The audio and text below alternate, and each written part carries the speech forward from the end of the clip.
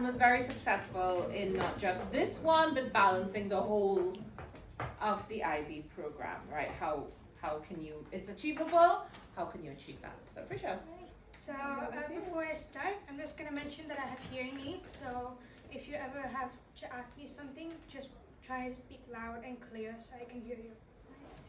Okay, so yes, I did go through all of the IB program. It's intense and chaotic and stressful last 2 years. And what I did, I'm gonna give you some tips and tricks on how to do not only psychology but also extended essay as well as IB in general. So, there you go. So who am I? So I'm now an artist, dancer, public speaker, and have you guys heard of Worshimere? FIS Worshimere? Yeah, I'm the founder, along with my mom. We both founded that platform. And I'm also an advocate for the deaf community. And of course, I graduated class of 2022. And I got a leadership recognition for student recognition as well as PDG CAS award for my class. And these are my grades, so that's why I decided to help out other people because I thought I'd give my tips and tricks that I've done throughout the IB to get all of these grades: psychology, biology, and visual arts high level, 776, 677, and 3 CAS point. Psychology EE was an A, and TOK essay was an E. And now I'm currently studying Bachelor of Fine Arts with honors at Academie Minerva in Groningen, which is the top part of Netherlands. So, this is me during the month of April studying for my final IB exam. So these are the tips that I did throughout the entire 11th and 12th grade, including the summer before 11th grade. What I would suggest to do is summer studies, and I know that sounds a bit frustrating because I know the summer is the time to just relax and all that, but I would suggest if you do a few hours per day, just do some reading or just read about the psychology program. You guys are in grade 11 or 12? Yeah. 11. Okay, so use the summer or the holidays even to just skim through the books, take some notes. And even if you don't understand what you're reading, it's always your preliminary, notes. And then when you come back to class, and Miss Singh will give you all the, notes and understanding. That you will create another set of notes, which is what I did. I created like 4 different kinds of notes: summer, preliminary, then what I understood after, being a student. And then after my own reading, my own study, then I had to keep making notes. And it was frustrating, of course, but when you do that, you're practicing your memory, which you probably understand now with the psychology of the mind. Yes. So You're a long way from that. yeah, so, and then I also used as much of the resources that were given to me. For example, In Thinking is the best place for any kind of preparation, for exam preparations, for reading, for understanding, and also case studies and everything that was given. I would suggest that you use it really well because that's almost the things that will help you succeed in your IB exams or grade 11 exams that are coming up. And also the worksheets that are provided by Ms. Singh, because she has the best worksheets and study guides that she gives you throughout the next 2 years. And they have really helped me a lot because then you're applying your knowledge that you're learning into those worksheets and then learning new stuff and then adding it. And also the main one that helped me the most was past paper questions, which will come closer to the end, I would say, which is like you will get like a bunch of questions. I remember Ms. Singh gave us a lot of past paper questions or potential questions that come up on the exams, and I'll show you what it looks like from what I did. So this is about 33 pages long study guide for biological approach of studying psychology, and cognitive approach is about 16 pages long. Bio is the longest. 13 pages long. And abnormal, you guys have? Yeah. Abnormal, which will be also 33 pages long. So it's like I have all these study guides. Yes, one of them sounds like a lot because I'll explain why it looks like a lot. So what you can see here, you will see in each of these boxes, I have included the questions that could potentially come up, and I would include just pretend I'm writing an essay, and I organize what kind of information will be provided from the notes that I have. I'll pass around these, but you can see here, this is my first layer of notes. During the summer, it looked like a plain old, nothing interesting, didn't understand anything that I was reading. But after that, you will see all of these mind maps that I have created. Mind maps help me the most because it's a really creative way of like understanding the preliminary thoughts, and then after that, the amount of stuff that the same teaches me or something that I read online, I build upon it. And you can see here I have like all kinds of mind maps for each of the topics that we study throughout the entire IB, and it keeps going on and on for quite some time. If you want, you can have a look. So I'll pass it around so you can have a look at my map. And what I did was I took all of those notes and I put them into the study guide, and I divided it. I think it was already divided, right? It was the Yeah, worksheet. the study guide you get from me, and then it's usually broken down already into sections. Yeah, so it's like it says the key vocabulary, description of theory, research in terms of which case studies, critical thinking, which is the very crucial part in the entire essay, and yeah, and then there's also different conventions that can come up. So there's like a lot and lots of that really helped me throughout the entire IB program. And She's not giving you her study guides, you have to build them yourself. yeah. Otherwise it won't work. Yeah. So that the past paper question, also to a certain extent you can use Quizlet. There are a lot of people who just posted, like for example, like very briefly hints about what each question could be, which case studies could be used for each topic. And then, yeah, which I already mentioned about the study guide, which is next. Then the most important element that you have to remember when you do the IB exam, of psychology specifically, understand the command terms. And I will say, because understand what is the difference between discuss, evaluate, describe, and I forgot half of it, but that's the ones I could remember. And also choose what I would suggest, something that really helped me the most. And it's actually the fact that you can use your own case study really can be used as an advantage. What I mean by that is you choose the most easiest case study to remember, but at the same time a case study that would be suitable, not some case study that someone tried and it didn't work out. Something that is easy for you to remember, but at the same time really crucial in answering the question that is being provided. And you play with this. So what I mean by playing with it is that you, another tip that helped me with that case study part is I have these flashcards that I did throughout the 2 years of writing every possible case study. Some of them are not complete. I'm just going to hide that. But the ones that are complete, they are on the top. You can see the pink little things. Those I have written all the different types of topics that are connected to each case study. And then I see which case study has the most topics, and then I memorize that specific case study. So in a way, you can play around with it and memorize one case study that is useful for all topics. So that's why it's really helpful. That's a really key tip from Prisha, because we're going to be looking at, I don't know how many case studies, like 90 Yeah. or 100 throughout the course, and you don't need to know 100 case studies. What you need to do is follow that tip. Find the studies that apply to multiple things, and then you dramatically cut down how much you need to know. Yeah. And like instead of doing 100 memorizations, you can memorize only 50 of them. Exactly. So that's why it's perfect tip for that.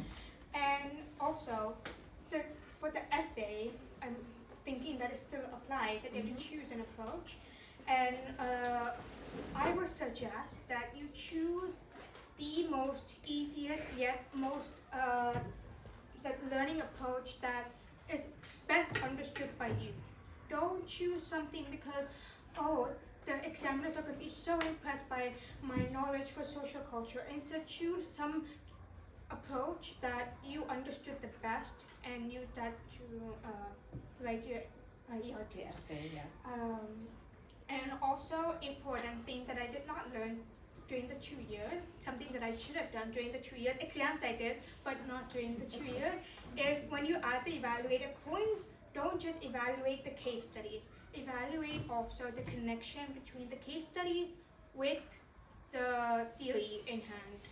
That is something that they want to see, because when you give them that give the examiners that thing that they can see that you were able to connect, you were able to understand the topic, not just mention introduction, case study, evaluation, introduction, not like that. It needs to, you have to show some connection, keep connecting back to the theory as you go along.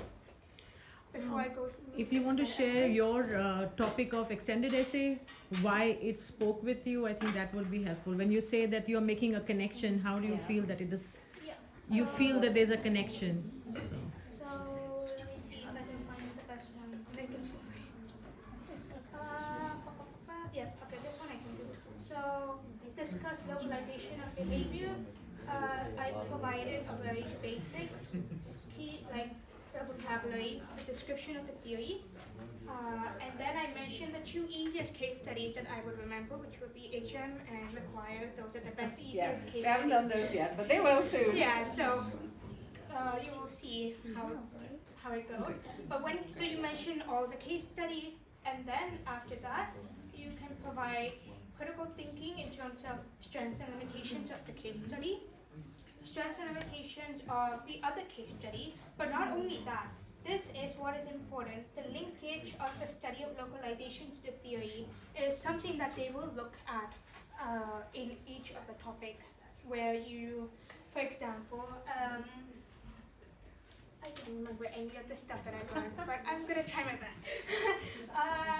For example, both studies show how different areas of the brain correlate with the behavior. So you know how localization means, where different parts of the brain is connected to different behavior, and how does McQuire show that, or how does HM show that, or how do they case study don't show the theory.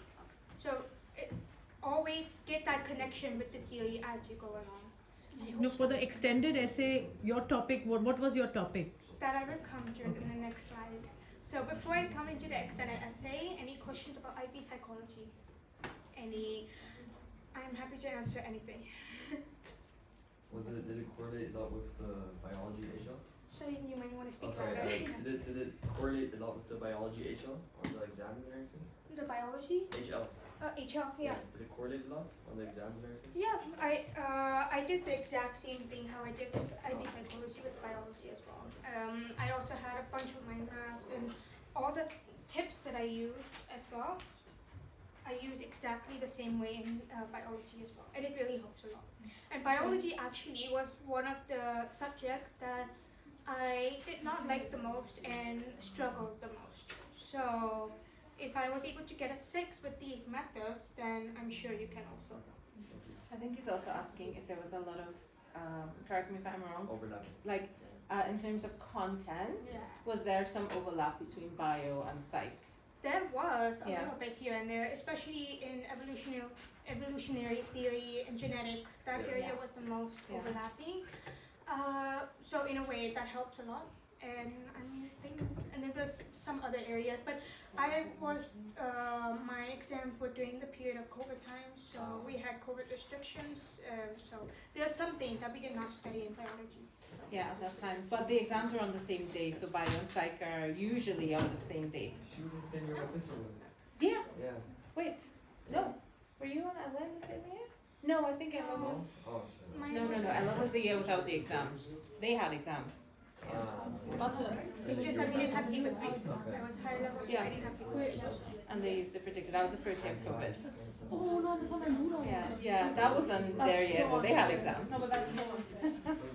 They should have had that. Prisha, maybe you want to tell them just a little bit about the early days of the course and the kind of reality of, the grades, especially in the beginning of the course. Yeah, so from what I remember, in the first few months of 11th grade, I did get very overwhelmed with the amount of context. There was the content, there was a lot of case studies that were being introduced, and I remember when Ms. Singh provided examples of, for us to write essays here and there. There were, of course, where I got very low grades, like 5 or 6, and some case studies did not even have, were not properly explained, or there were some essays where I did not write like a full length, like I just wrote very casually. So, of course, in the first few months, you will have rough moments in psychology, but once you get the rhythm and the consistency of, practicing, making notes over and over, using the practice of memory, memorization and all that, then it will get better as you go along. So don't panic if you get a grade that you're not happy with, or if you feel like you've forgotten something during an exam. It's not the end of the world. You will still have many more practices to go on. So yeah. Yeah, so there's nothing wrong with getting a 3 at first. Oh. Oh, Well, considering maybe 3% of people will get 7s worldwide, yes. In like the actual exams. Yeah, overall. Yeah, but you all won't get 3s in the real exams. So we're just saying this is how it starts. What is the average grade for For psychology, it's a 5. Oh, really? That sounds so No, it's a very difficult subject to get a 7 in. It's one of the most difficult subjects actually to get a 7 in. Why did it So, be, as Prisha is telling you, the start is rough, but stick with it and you will see the results. And you will see at the end of the 11th grade, you will see a surprise that, wow, I have actually accomplished a lot. And you will feel that you are ready for grade 12. And of course, I'm not saying that I was a perfect student. I was not. I also had my rough moments, of course. That's normal. And with my learning and understanding that, of course, there are rough moments, you will get your success at the end. So, the next one is extended essay. I did psychology EE, so I think this can be applied for all kinds of topics that you're doing. I chose a very generic tip so that it's applicable for all topics that you're doing. So when you get your extended essay assignment, I would suggest start mind mapping, or you just brainstorm different topics that you are interested in. Don't think about what topics would the examiners want, what topics would the teachers want, what topics would impress whoever is going to read it. That's not what the aim is. Use the extended essay as an opportunity to learn something about you, what you are interested in within a subject. So what I mean by that is, I chose a topic that I would be passionate about, which was what is the effect of art therapy on ADHD kids. That's what I did. So I am deaf, so I had experience with disabled children whenever I went, and I felt that it was a topic that I was interested in. But what can I do with that? I don't want to do only psychology behind that. What else could I imply? Which was art, because I was also an art student. So I also implied art and psychology together and analyzed the relationship between the two. And that's when I realized that art and psychology is something that I'm passionate about for the future. Now I'm doing fine arts, and I'm also going to plan to do art therapy at some point. So like that, if you're passionate about something about your future, use that opportunity to learn it now. If that makes sense. And I also related with my story. If you have something that you're also passionate with, your own story, it helps a lot because you have the best knowledge about that particular story. So in my case, deafness, disability, so I use that as an opportunity to write an essay. I don't mean to cut you off, Prisha, sorry, but I just wanted to add on to what Prisha is saying. Most of you are taking an EE, whether it's in psych or another subject, and the area of the EE that students tend to score the most poorly in at FIS is the reflection. You get 8 marks out of your extended essay, 8 marks dedicated for your personal reflection, and you do 3 of them, and they add up to 500 words in total. So students tend to not connect to their reflection, like to show that, hey, I'm actually invested in what I chose to do, as opposed to, oh, I just chose this because I think it's a topic I could get a good grade in, right? And they lose those 8 marks. They get maybe 2 out of 8 or 3 out of 8, and that's going to significantly pull down the EE grade. So you really want to connect. I think you got pretty high. I think Prisha got 7 out of 8 or something in that section. For your personal reflection, and that's something we can't write for you. That's something you have to do yourself.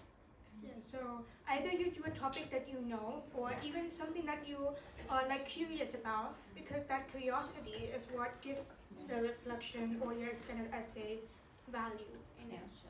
In any subject. And then there's something that I did that helped a lot is the research without a limit or overthinking. Don't think about the word count. Don't think about the quality of the research. Just do research, and what I mean by that is I'll show you. This is my 38 pages long of research for my extended essay, and what I did was I put website, subject, and notes. And what I did was I looked up the topic. Of course, I also had additional moment where I was like, I can't find any research about my topic because art therapy is also a very new subject, and it was very challenging to find research about that. So that's why I just navigated to the web. I went on scholarly articles. I asked Ms. Singh for help, and I just wrote. I didn't think about the amount of research. I didn't think about the word count. I just wrote all my research. And from what I remember, I did this all during the summer. So during the summer, in the middle That's of usually the expectation, that you have enough to do a draft, yeah, and you come back in grade 12. So, and of course, when I say that I did all that research, I do remember when I gave my first draft to Ms. Singh, I did have to redo most of my essay because there was something off about it. I don't remember what it was, but I think there was something off There's a about my specificity essay. of the research connected to the question. Yeah, I think it was something to do with connection with the question. So then, of course, I felt very let down. I doubted myself, but I said that if there's a reason why that Ms. Singh is saying that there's no connection, then let me see if I can find some more articles or ways that I can connect my case studies or questions to the main question. And I used a graphic organizer, wrote that, and when you come to writing the essay, just write.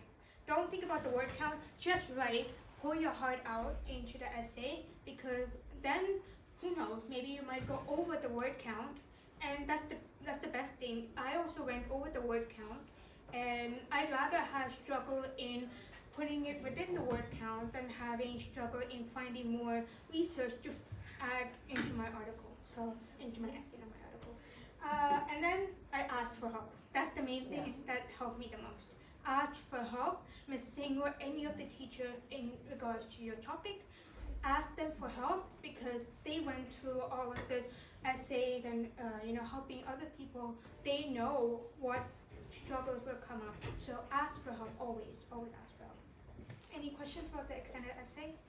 Not for psychology, but any extended essay. This is going to be coming up in November. In November or December, I think. So it's not that far off. Yeah.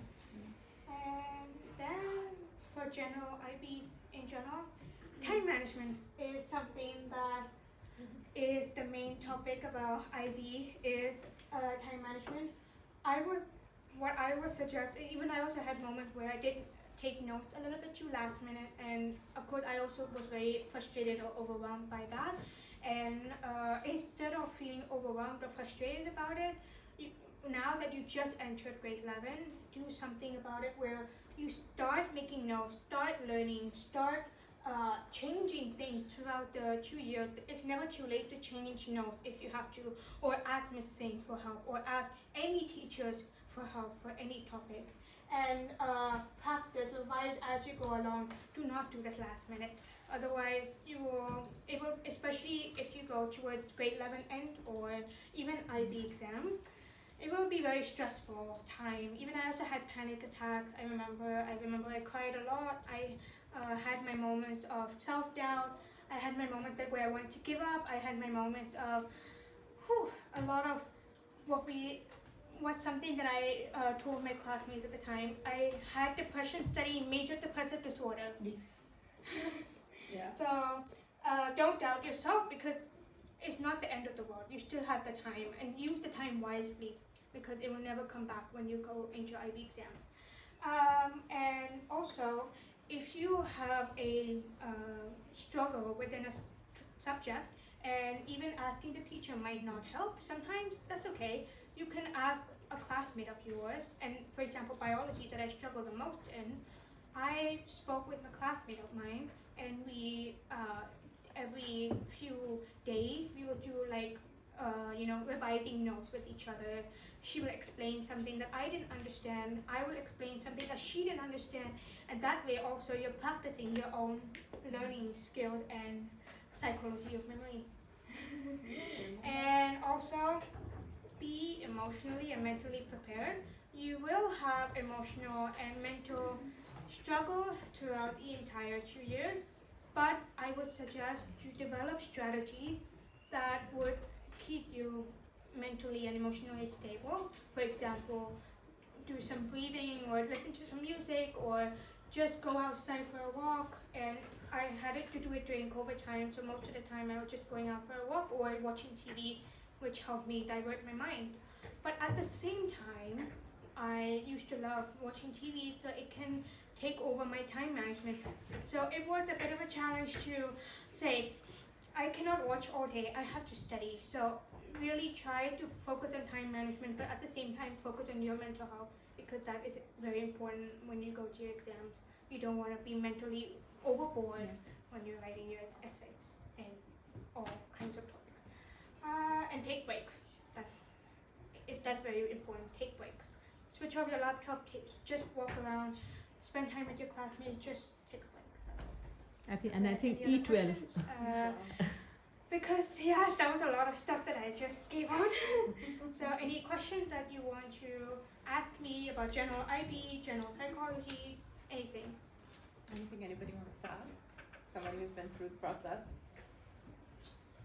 And before we wrap up, can you guys write like a feedback if you want about my presentation? It really helps me with future presentations, because for example, I did one with IB art, and I helped them, and of course you might have to share them. Yeah, and it can be anonymous, so. Just like write down any feedback that will help me to